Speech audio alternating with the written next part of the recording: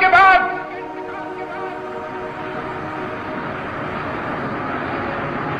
سیدنا حسین ابن علی رضی اللہ تعالی عنہ سے کہا گیا کہ آپ اس سلسلے میں کیا فیصلہ فرماتے ہیں؟ سیدنا حسین رضی اللہ تعالیٰ عنہ کے سامنے دو راستے تھے. ایک راستہ یہ کہ سیاست میں اختلاف کا وہ رخ اختیار کیا جائے جس رخ کے اختیار کرنے کے بعد 1,00,000 انسان قتل ہو گئے جمل میں اور سفین میں. اختلاف کا ایک طریقہ وہ تھا، اور ایک طریقہ یہ تھا کہ میں کنارہ کشی اختیار کر لوں. جو نقصان ہو چکا وہ تو میرے بس میں نہیں تھا، لیکن اب یہ تو میرے بس میں ہے کہ میں ایک طرف ہو جاتا ہوں تاکہ محمد عربی کی امت میری وجہ سے خون ریزی میں مبتلا نہ ہو. یہ وہی سوچ ہے جو سیدنا عثمان ابن عفان رضی اللہ تعالیٰ عنہ کی سوچ تھی کہ ان کے پاس اختیار بھی ہے، ان کے پاس اقتدار بھی ہے، ان کے پاس فوج بھی ہے، ان کے پاس قوت بھی ہے، لیکن ان سب کچھ کے ہوتے ہوئے بھی مدینہ کو خون ریزی سے بچانے کے لیے جان دے دی، لیکن امت مسلمہ کو فتنہ و فساد سے بچانے کی کوشش کی. یہ وہی طریقہ تھا جسے سیدنا حسین ابن علی رضی اللہ تعالی عنہ نے اپنانا پسند کیا، اور میں سمجھتا ہوں کہ یہ حسین کا امت پر عظیم احسان ہے. میں آج پورے وثوق سے کہتا ہوں کہ اگر حضرت حسین رضی اللہ تعالیٰ عنہ مقابلے میں آ کر، جس سے آج کا مقابلہ ہوتا ہے لیڈروں کا، اگر سیدنا حسین مقابلے میں آ کر امت مسلمہ کو دعوت دیتے کہ تم میرا ساتھ دو، تو خدا کی قسم امت کا 90% حضرت حسین کے ساتھ ہوتا.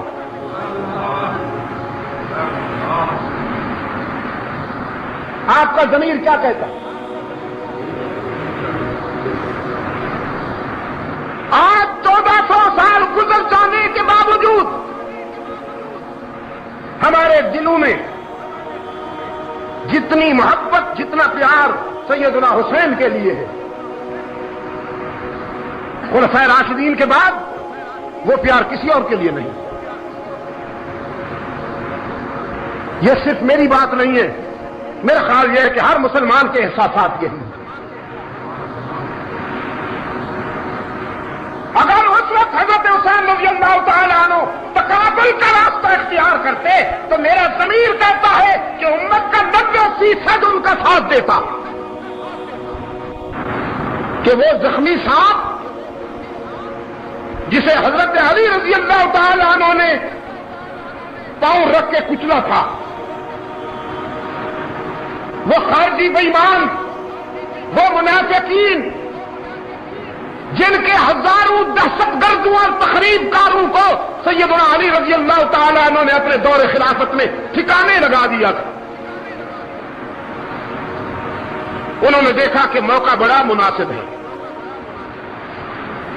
خطوط لکھے، سیدنا حسین کو دعوت دی. اگر وہ خطوط آپ پڑھیں تو حیران رہ جائیں گے. میں کہا کرتا ہوں یوسف کنعان میں اور حسین کوفہ میں. یوسف کنعان میں اور حسین کوفہ میں دونوں مہربانوں کے ڈسے ہوئے ہیں. دونوں کو دوستی کے عنوان سے دشمنی کا سامنا کرنا پڑا. باقر مجلسی کی تحقیق کے مطابق، شیخ مفید کی تحقیق کے مطابق، روزانہ ہزاروں خطوط کی بوریاں آتی تھیں حضرت حسین کے پاس کہ مولا ہم تیرے والد گرامی کے مرید ہیں، ہم تیرے غلام ہیں، تشریف لائیے، ہم آنکھیں فرش راہ کریں گے. سیدنا حسین ابن علی رضی اللہ تعالیٰ عنہ نے سب سے پہلے اپنے چچا زاد بھائی حضرت مسلم بن عقیل کو اپنا سفیر بنا کے بھیجا کہ تم جاؤ اور کوفہ کے حالات کا جائزہ لے کر مجھے رپورٹ دو. وہ تشریف لے جاتے کوفہ میں پہنچتے ہی ہر طرف سے آوازیں بلند ہوئی، امام آ گیا۔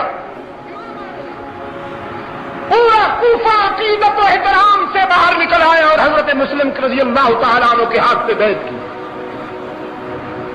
مولا قربان جاؤں، شیخ مفید کہتا ہے تقریباً 32,000 لوگوں نے حضرت مسلم کے ہاتھ پہ بیعت کی۔ کوفے کی آبادی تھی ہی اتنی، 32,000 انسانوں نے بیعت کی۔ حضرت مسلم رضی اللہ تعالیٰ عنہ نے خط لکھا سیدنا حسین ابن علی رضی اللہ تعالیٰ عنہ کو، گویا پازیٹو رپورٹ دی، گرین سگنل دیا کہ حالات صحیح ہیں، سب لوگ آپ کے عقیدت مند ہیں، انہوں نے آپ کی نسبت سے میرے ہاتھ پہ بیعت کی، گویا آپ کی بیعت کی، آپ تشریف لے آئیے، نو پرابلم۔ ادھر یہ خط روانہ ہوا، ادھر گورنر صاحب تبدیل ہو کر آ گئے اور گورنر کو راستے میں اطلاع ہو گئی کہ کوفے والوں نے حضرت مسلم کے ہاتھ پہ بیعت کر دی ہے۔ کل 18 لوگ اس کے ساتھ تھے، کتنے؟ اونلی 18 پیپلز، 18 لوگ۔ امامے سے چہرہ ڈھانکا ہوا، پگڑیاں اس انداز میں باندھی ہوئی کہ چہرہ نظر نہیں آتا۔ یہ بلوچستان میں اب بھی ہے، گرم علاقہ جہاں ریت اڑتی ہے اور ہوائیں گرم ہوتی ہیں، وہ چہرہ چھپا لیتے ہیں، دھوپ سے گرمی سے بچنے کے لیے بھی اور مٹی گند سے بچنے کے لیے بھی۔ تو چہرے پہ امامے کا ایک پلو یوں ڈال رکھا ہے،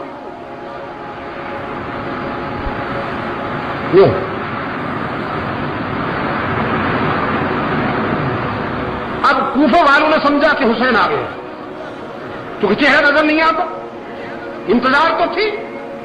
سیدنا مسلم بن عقیل رضی اللہ تعالیٰ عنہ نے فرمایا کہ میں آیا ہوں، اب وہ آنے والے ہیں، تو کوفہ والوں نے سمجھا کہ حسین آ گیا، پھر سارا کوفہ جمع ہو گیا۔ السلام علیکم یا ابن رسول اللہ، السلام علیکم یا ابن رسول اللہ، رسول کے بیٹے آپ پہ سلام ہو، ہم تو آپ کے منتظر تھے۔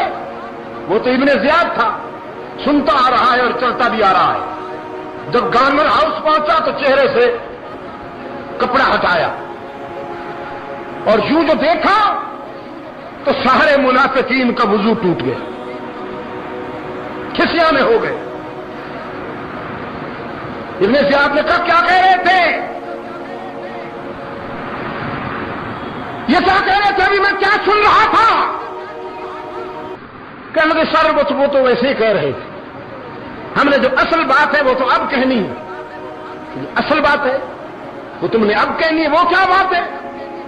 کہنے لگے جی ہم تو آپ کے غلام ہیں، آپ کے وفادار ہیں، وہ تو سلام کی بات تھی، بس ویسے ہم نے کہہ دی، ہم نے سمجھا شاید وہ آئے ہیں، مطمئن رہیے ہم آپ کے وفادار ہیں۔ اس نے کہا نہیں، سوچ کے بولو، میں تمہاری کھال اتار سکتا ہوں، میں تمہاری بیویوں کو بیوہ اور تمہارے بچوں کو یتیم بنا سکتا ہوں، آپ فیصلہ کرو کہ تم کس کے ساتھ ہو۔ سارے کم بختوں نے فیصلہ کیا کہ ہم آپ کے ساتھ ہیں۔ تو وہ مسلم بن عقیل کہاں ہے؟ حضرت مسلم بھی اس اجتماع میں موجود تھے، لیکن صورتحال کو دیکھ کر انہوں نے حکمتاً کنارہ کر دیا۔ انہوں نے کہا ہم ابھی پیش کرتے ہیں آپ کی خدمت میں۔ اب حضرت مسلم رضی اللہ تعالی عنہ پورے کوفہ میں گھوم رہے ہیں، کوئی شخص انہیں پناہ دینے کے لیے تیار نہیں۔ یہی جو پہلے مولا قربانت سوم کہتے تھے، اب وہ پناہ دینے کے لیے گھر میں گھسنے کے لیے بھی آپ اجازت نہیں دیتے۔ دن گزر گیا، رات آ گئی، بولے کتوں کی طرح ابن زیاد کے فوجی اس کے پیچھے پڑے ہوئے ہیں، اور حضرت مسلم پتھریلی زمین پر، نوکیلے پتھروں والی زمین پر، ان سے بچنے کے لیے کوفہ کے گلی کوچوں میں چلتے ہیں۔ ایک جگہ پر ٹھوکر لگی، گرے، منہ ایک پتھر پہ جا لگا، سامنے کے کچھ دانت ٹوٹ گئے، خون کا فوارہ نکلا، اور آسمان کی طرف دیکھ کر فرمانے لگے محمد کے معبود، محمد نے بھی تجھ سے وفا کی ہے، اس کی اولاد بھی تجھ سے وفا کرنے کا عزم کر چکی ہے، آزما لے جتنا آزمانا ہے۔ قریب کے گھر سے ایک پوری بار نکلی، پہچان گئی، کہنے لگی امام آپ ہیں۔ گھر کا دروازہ کھولا، اندر لے گئی، زخم دھوئے، زخم دھونے کے بعد کہنے لگی ہوں تو بوڑھی عورت ہوں، کچھ کر نہیں سکتی،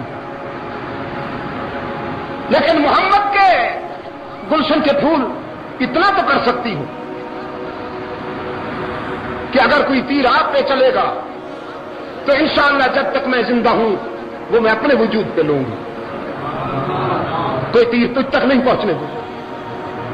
حضرت مسلم نے فرمایا کوئی تیر برداشت کرنے کی ضرورت نہیں میری وجہ سے، بس صرف ایک مہربانی کر دے، مجھے نہیں پتا کہ میں کتنی دیر زندہ رہوں گا، بس ایک مہربانی کر دے، میرے بھائی حسین تک کسی طرح سے پیغام بھیج دے، میں پہلے انہیں رپورٹ دے چکا ہوں، میں پہلے انہیں خط لکھ چکا ہوں کہ حالات صحیح ہیں، لیکن خدا را اب تو کسی طرح سے میرا یہ پیغام ان تک پہنچا دے کہ کچھ بھی ہو جائے کوفہ میں قدم رکھنے کی کوشش نہ کرنا، یہ لوگ اعتماد کے قابل نہیں ہیں۔ ساتھ والے کمرے میں اس بوڑھی کا بیٹا سویا ہوا تھا، اس نے خسر خسر سنی تو باہر نکل آیا، ماں سے پوچھا یہ کون آیا ہے؟ وہ کہنے لگی دیکھو اگر کسی کو بتایا تو دودھ نہیں معاف کروں گی، محمد کا بیٹا ہے، اہل بیت کا فرض ہے، آج ہمارے گھر میں مہمان ہوا ہے، بتانا کسی کو نہیں۔ اس نے آ کر حضرت مسلم کے ہاتھ چومے، حضرت مسلم کا دامن چوما، ہاتھ چومے، پاؤں چھو لیے، کہ لگا قربان جاؤں امام ہمارے گھر میں آیا، سبحان اللہ۔ ماں سے کہنے لگا ماں ذرا تھوڑی دیر کے لیے مجھے اجازت ہو، تو کہاں جاتا ہے؟ کہہ رہا میں مسجد میں شکرانے کے نوافل ادا کرنے جاتا ہوں، اللہ نے اتنا بڑا کرم کیا کہ آل رسول کو ہمارے گھر بھیج دیا۔ کہنے لگی اچھا تو شکرانے کی نوافل ادا کرنا چاہتا ہے، تو کبھی فرض نہیں پڑتا بدبخت، آج تجھے نوافل کیسے یاد آ گئی؟ گھر سے نکلا، کنڈی باہر سے لگا دی، سیدھا گورنر ہاؤس، گورنر سے کہا شکار میرے قبضے میں ہے، انعام لاؤ، انعام لیا اور حضرت مسلم کو ان کے حوالے کر دیا، مسلم شہید کر دیے گئے۔ سیدنا حسین رضی اللہ تعالیٰ عنہ کو راستے میں اطلاع ملی، وقت اجازت نہیں دے رہا، اگرچہ یہ باتیں پہلے بھی کسی ملاقات میں ہو چکی ہے، لیکن میں اپنے عزیز نوجوانوں کے ذہن میں یہ بات بٹھانا چاہتا ہوں کہ کربلا میں حسین رضی اللہ تعالی عنہ سیاست کرنے نہیں آئے تھے، خدا کی قسم اپنے نانا سے سیکھی ہوئی شرافت اور اپنے ابا سے سیکھی ہوئی شجاعت کا مظاہرہ کرنے آئے تھے۔ بس اگر سیاست کرنے ہوتی تو پھر انداز اور ہوتا، اور وہ میں کہہ بیٹھا ہوں کہ اگر وہ سیاست کرنا چاہتے تو امت کا 90% ان کا ساتھ دے۔ تشریف لائے اور بڑی شجاعت و بہادری کے ساتھ اپنی جان کا نذرانہ پیش کیا۔ آج ہم حسین کو دیکھتے ہیں رضی اللہ تعالی عنہ، آج ہم عثمان کو دیکھتے ہیں رضی اللہ تعالی عنہ، آج ہم سیدنا علی کو دیکھتے ہیں رضی اللہ تعالی عنہ، آج ہم سیدنا فاروق اعظم کو دیکھتے ہیں رضی اللہ تعالی عنہ، آج ہم سیدنا طلحہ اور زبیر کو دیکھتے ہیں۔ یہ گلشن اسلام کے وہ رنگین پھول ہیں کہ جن کا سراپا خون شہادت سے رنگا ہوا ہے، ہم ان میں سے کسی کو بھی افسردہ نہیں پاتے۔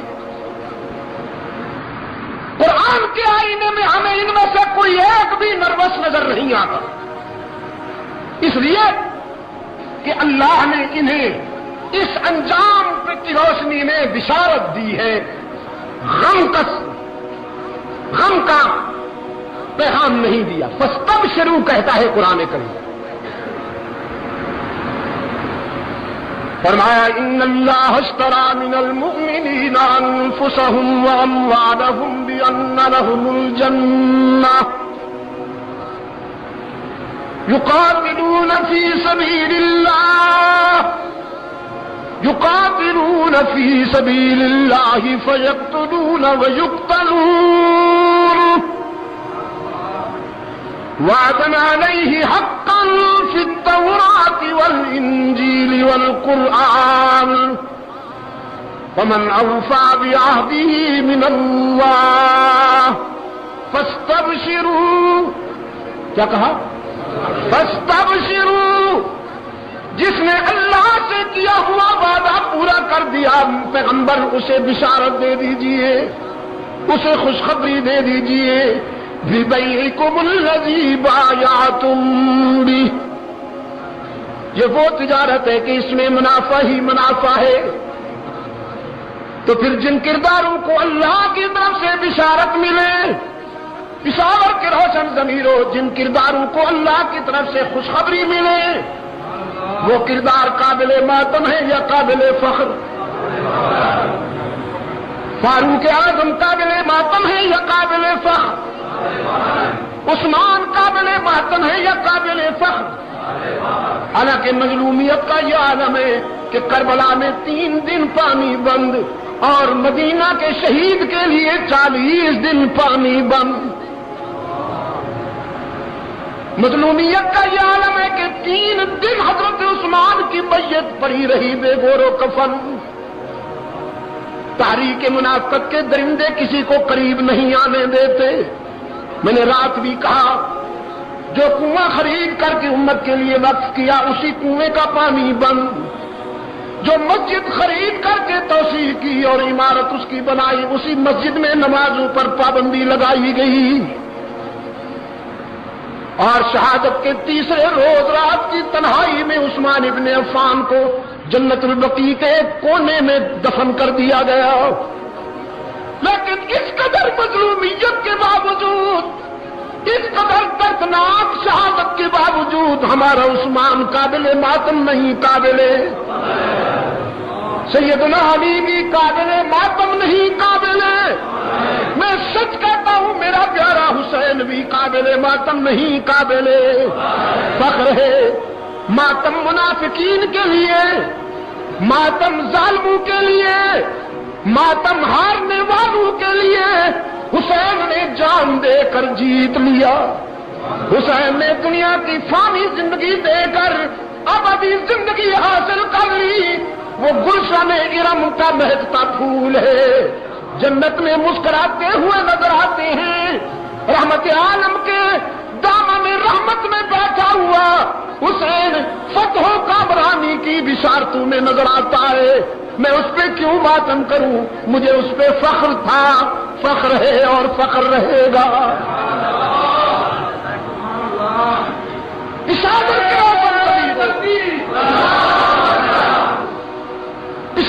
کرو سن ضمیر ہو.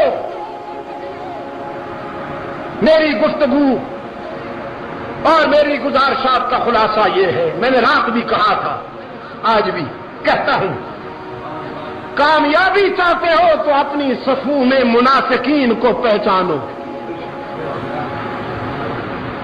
کامیابی چاہتے ہو تو اپنی صفوں میں ان منافقین کو پہچانو جو دوستی کے لبادے میں دشمنی کرتے ہیں. جب تک ان کو نہیں پہچانو گے وقت کا عثمان بھی شہید ہوتا رہے گا، وقت کا حسین بھی ذبح ہوتا رہے گا اور وقت کا اسماعیل شہید بھی ذبح ہوتا رہے گا. منافقین کو پہچانو. میں نے رات گفتگو کی، ہم نے جامع مسجد سبز پیر میں دن کو گفتگو کی، اب بھی میں نے اپنی گفتگو کی. اس میں آپ نے محسوس کیا کہ کوئی امن و امان کے خلاف بات ہوئی ہے؟